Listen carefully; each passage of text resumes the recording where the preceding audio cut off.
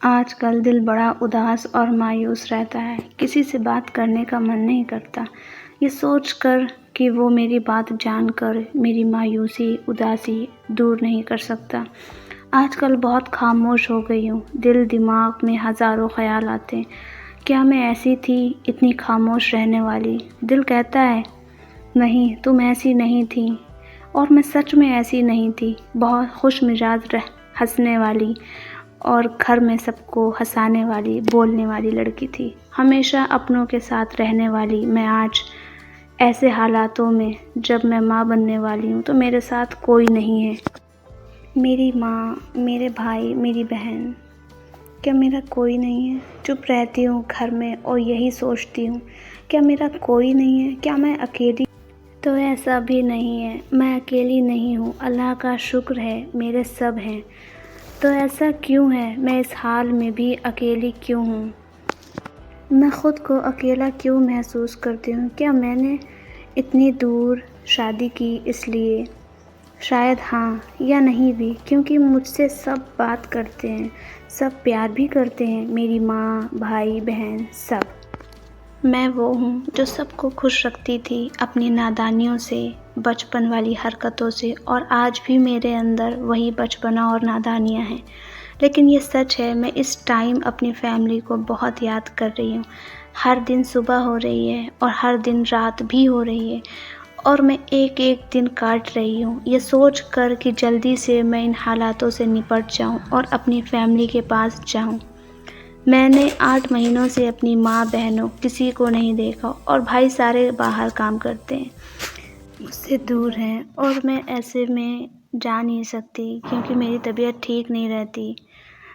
पल भर में ठीक और पल भर में मेरी तबीयत ख़राब हो जाती है, क्योंकि मेरा 6 मंथ चल रहा है और मुझे बहुत ज़्यादा प्रॉब्लम्स होती है। रातों में नींद नहीं आती, सांस फूलने लगती है, ज़्यादा बोल नहीं पाती, पीठ में दर्द बहुत होता है। अकेलेपन की वजह से खुद से हज़ार बातें करती हूँ। माँ सही कहती थी, बेटा तुम इतनी दूर चली जाओगी तो मैं कैसे आऊँगी? तुम कैसे आ पाओगी मेरे पास मुझसे मिलने के लिए? मेरी माँ मुझे कभी भी अपने आप से इतना दूर नहीं भेजना चाहती थी, क्योंकि मेरी माँ, भाई, बहन, मैं सबकी लाडली थी और आज भी हूँ। मेरे अंदर वही बचपन भरा है कि सब मुझसे प्यार करें, लाड़ करें, लेकिन अब मैं बड़ी हो गई हूँ, माँ बनने वाली हूँ। पर मुझे नहीं लगता आप कितने भी बड़े क्यों ना हो जाओ, अपनों के लिए कभी भी आप बड़े होगे, उनके लिए हमेशा छोटे रहोगे। लेकिन एक बात माँ कहती थी कि बेटा शादी के बाद तुम नहीं आ पाओगी। मैं भी इतनी दूर तुमसे मिलने कैसे आऊँगी? पर मैं हमेशा माँ से कहती थी, तुम परेशान मत हो अम्मी, मैं तुमसे मिलने हमेशा आ जाऊँगी। मैं कितनी भी दूर हूँ, तुमसे मिलने आ जाऊँगी। अगर तुम्हारा मन करे मुझे देखने का, आधी रात में भी मैं तुम्हारे पास हाज़िर हो जाऊँगी। पर ऐसा कुछ नहीं हुआ, क्योंकि वक्त सब कुछ बदल देता है। मेरी अपनी माँ से कही बात झूठी साबित हो गई। माँ सही कहती थी। मेरा बहुत दिल कर रहा है अपनी माँ को देखने का। मेरी माँ भी मेरे लिए बहुत तड़प रही है। ईद आई, पहली बार मैं ईद पर अपने घर नहीं गई, क्योंकि 8 महीने से मैं अपने मायके नहीं गई, मैं यहीं पर हूँ। क्योंकि फ़र्स्ट टाइम जब मैं प्रेग्नेंट हुई थी तो मेरा मिसकैरेज हो गया था, और इस बार मैं रिस्क नहीं लेना चाहती, और इस बार प्रेगनेंसी में मुझे कुछ ज़्यादा ही प्रॉब्लम्स हो रही है। मैं ट्रैवल या कहीं भी बाहर आ जा नहीं सकती। मैं अपनी माँ और अपनी फैमिली को देखने के लिए तड़प रही हूँ। मैं जा नहीं सकती। कभी कभी हम मजबूर होते हैं, कभी कभी अपने हालातों से, अपने आप से, और कभी कभी हालात हमें इतना मजबूर कर देते हैं कि हम चाह कर भी नहीं जा सकते या ऐसा कुछ नहीं कर सकते। ये सच है, सोचा हुआ कभी नहीं होता। जो होता है उसका हमें पता नहीं होता। लेकिन एक बात ये भी सच है कि मैं अपनों के बिना अकेली हूँ। इस टाइम पर मेरे साथ कोई भी नहीं है मुझसे बात करने वाला। मैं बिल्कुल अकेली हूँ, और मुझे यही अकेलापन बहुत उदास कर देता है, मायूस कर देता है कि तुम इतनी अकेली कब से हो गई हो। शादी के बाद में लड़की की ज़िंदगी बहुत बदल जाती है, ये बात हकीकत है। बड़े लोग जो कहते थे ना कि शादी के बाद लड़की पराई हो जाती है, तो वाकई में सच है। ये लड़की सच में पराई हो जाती है, क्योंकि शादी के बाद उस पर इतनी जिम्मेदारियाँ आ जाती हैं कि वो अपनी फैमिली में, अपनी ज़िंदगी में बिज़ी हो जाती है, वो अपनी फैमिली से नहीं मिल सकती।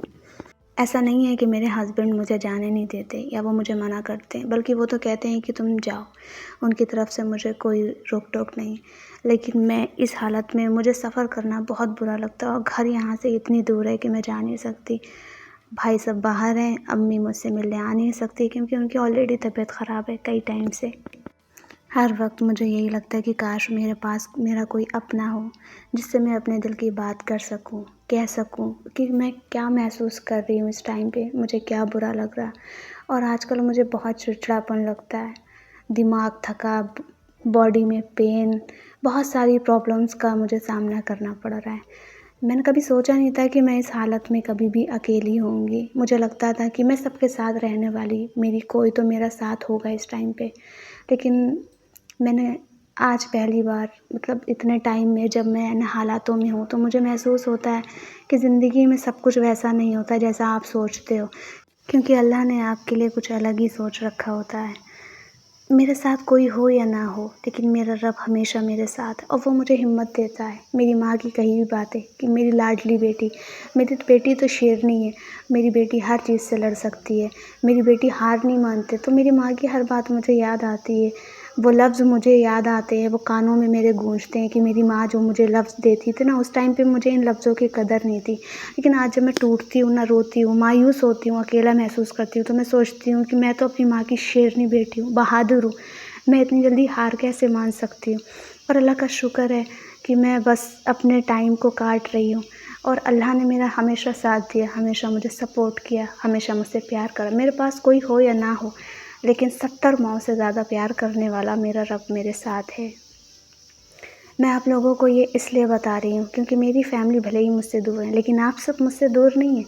मैं आपसे कांटेक्ट कर पा रही हूँ यूट्यूब के थ्रू, अपने ब्लॉगिंग के थ्रू, और मैं चाहती हूँ कि मेरी फैमिली भले ही मुझसे कितनी भी दूर क्यों ना हो, आप सब मेरे पास हैं। मुझे कमेंट्स में रिप्लाई दें, अपना ढेर सारा प्यार दें, मेरे और मेरे होने वाले बच्चे के लिए ढेर सारी दुआएँ करें कि अल्लाह ताला मेरे बच्चे को सही सलामत इस दुनिया में लाए, क्योंकि पहली बार मेरा मिसकैरेज हो गया था और ये मेरा सेकंड बेबी है और मैं इस वक्त बहुत बेसब्री से इंतज़ार कर रही हूँ। इस सारे दर्द मैं बर्दाश्त कर रही हूँ इसलिए कि अल्लाह ताला ने फ़र्स्ट टाइम ऐसा करा। कोई बात नहीं, उसकी चीज़ थी, उसकी अमानत थी, उसने ले ली, लेकिन उसने मुझे अल्हम्दुलिल्लाह मुझे बहुत बेहतर तरीके से नवाजा और ये उसका करम है मुझ पर कि मैं माँ बनने वाली हूँ। ये खुशी मुझे मिली और मैं सबके लिए दुआ करती हूँ कि अल्लाह ताला हर किसी को माँ बनने की खुशी अता करे, सबकी झोलियों में औलाद की खुशी अता करे और सबकी ज़िंदगी में नेक औलाद दे। आप सब मेरे लिए दुआ करें, कमेंट में ज़रूर रिप्लाई दें और अपना ढेर सारा प्यार, और मुझे जो मैं डीमोटिवेट हो रही हूँ, जो मैं परेशान हो रही हूँ ना, आप लोग अपना प्यार और अपना सपोर्ट दें कि मेरे साथ कोई हो या ना हो, लेकिन यूट्यूब के थ्रू आप लोग मेरे साथ हैं। अगर आप लोगों को मेरा वीडियो ज़रा भी अच्छा लगा हो तो वीडियो को एक लाइक, चैनल को सब्सक्राइब ज़रूर कर लें, वाली वीडियो की नोटिफिकेशन आपको मिले। आप लोग कमेंट में मुझे बताना, क्या आप लोगों के साथ प्रेगनेंसी में कौन था? क्या आप लोगों ने अपनी फैमिली को या अपनी माँ को, जो आपके ज़्यादा क्लोज़ है, आपकी बहन, आपकी माँ, जिनको आपने मिस करा हो, या आपने मतलब आप सब तो जो माँ बन चुकी है ना, तो उनको एक्सपीरियंस होता है, लेकिन मैं फ़र्स्ट टाइम मेरे साथ ऐसा हो रहा है, तो मुझे मेरे साथ क्या हो रहा है क्या नहीं वो मुझे नहीं पता, लेकिन जो हो रहा है बस अल्लाह का साथ है मेरे साथ में। और बस मेरे मन में हज़ारों बातें थी ना, तो वो मैंने आप लोगों से शेयर कर दी, इसलिए कि आप सब मेरी फैमिली हो। क्या आप सब मुझे अपनी फैमिली का हिस्सा मानते हो? अगर मानते हो तो कमेंट में ज़रूर बताना कि हाँ, और आप सबकी दुआएं मेरे साथ हैं। इंशाल्लाह आप मेरे लिए दुआ करेंगे। आप लोग कमेंट में मुझे ज़रूर बताना।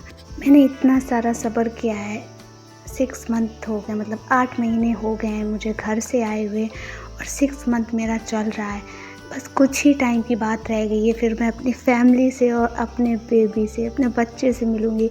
मुझे इस चीज़ की बहुत ज़्यादा एक्साइटमेंट हो रही है कि काश जल्दी से वो दिन आए। आप सबको भी ये प्रॉब्लम हुई हो ऐसे ही नेक्स्ट व्लॉग में। दुआओं में याद रखना। अल्लाह हाफ़िज़।